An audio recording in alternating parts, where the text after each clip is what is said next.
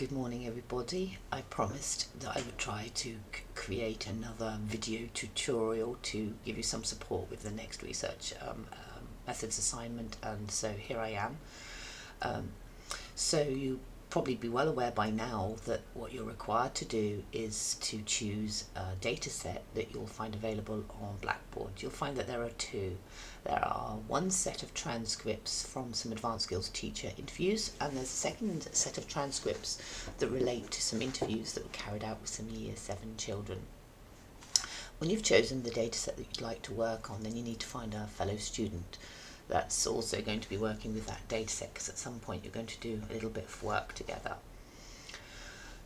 So having done those things, your first task really to help you get to grips with this particular assignment is to go through those transcripts, read them, and see what emerges from reading those that's of interest to you. So it could be that you notice through reading through the advanced skills teacher transcripts that challenge, professional development seem to be strong themes, or it could be that looking through the children's interviews you notice that relationships seem to be important.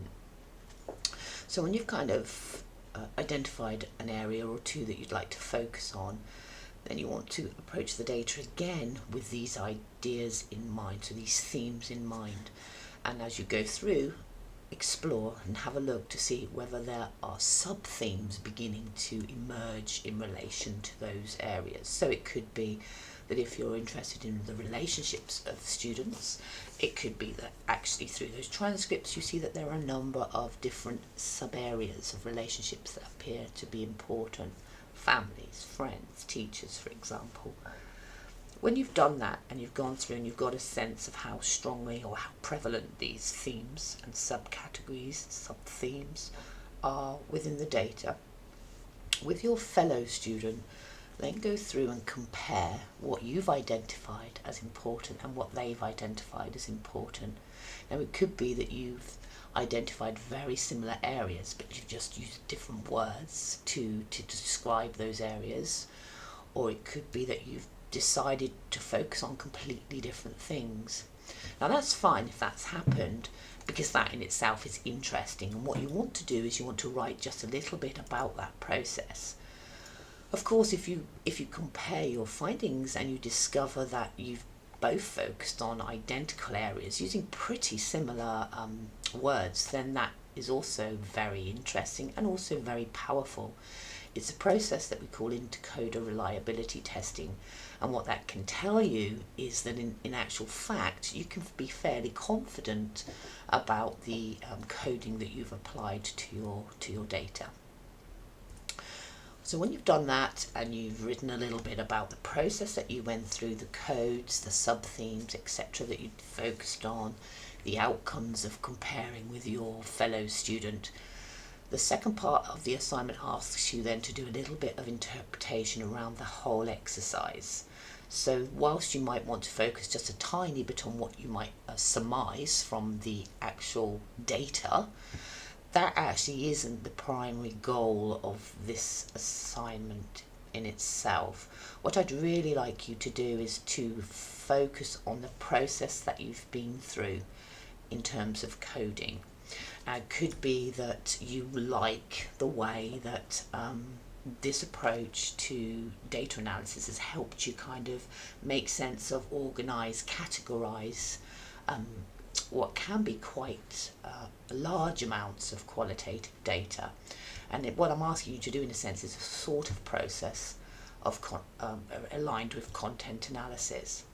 However, if you saw yourself at the other end of the qualitative research spectrum, you were much more a narrative, life history kind of researcher, then you might find this process that I'm asking you to do with this data is very artificial, or a means by where meaning is lost, for example. Now I'm not saying either of those viewpoints are the correct viewpoints. What's the correct viewpoint would be your own viewpoint, your reflections, your rationale for your reflections in terms of this activity. have a think about the strengths and the weaknesses of the assignment itself, because if you think about it, so much information is missing for you to do really meaningful analysis. You don't know, for example, in both sets of interviews, why were the people selected to take part? Where did the interviews happen? How were the interview schedule developed and why? Did they result from key areas picked up in survey data, for example? What was the theoretical framework? What was the research questions driving these interviews? However, you might like this more grounded approach, the fact that you have no preconceived ideas about what the research is about, and you might find it an extremely illuminating process in terms of seeing what's really there in the data without the constraints of this prior knowledge.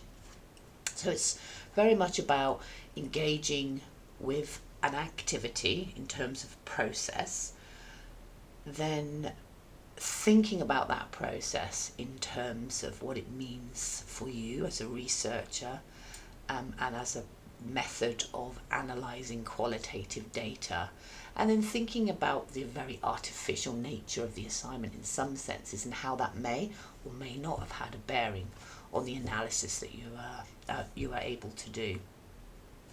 It's very much an out of context assignment, but I think it's a very useful assignment to do because I find that often individual researchers will naturally align to particular methodological approaches. So there are some that will be naturally drawn towards the quantitative approach and others who be drawn to the more qualitative approaches. But I think it's very useful to begin to think about the different ways that qualitative research can be approached, because analysis is really important. And in your own thesis, no matter what you do in terms of that qualitative spectrum, demonstrating a well thought out, a rigorous approach to your analysis is going to be important. So this exercise gives you an opportunity to engage with a particular way of analysing qualitative research. So it's thinking about that process in terms of you yourself as a researcher. I really hope this is helpful. As I've mentioned on numerous occasions, I'm very happy to speak to individuals. We can arrange tutorials via Skype, via the phone. I can answer questions via emails. So this is just some generic guidance, but if you have specific questions, do, of course, please get in touch. Okay, so I'll look forward to seeing you all again in February, and in the meantime I hope you all have a lovely Christmas break for those of you that are having one. Okay, see you in the new year. Bye bye.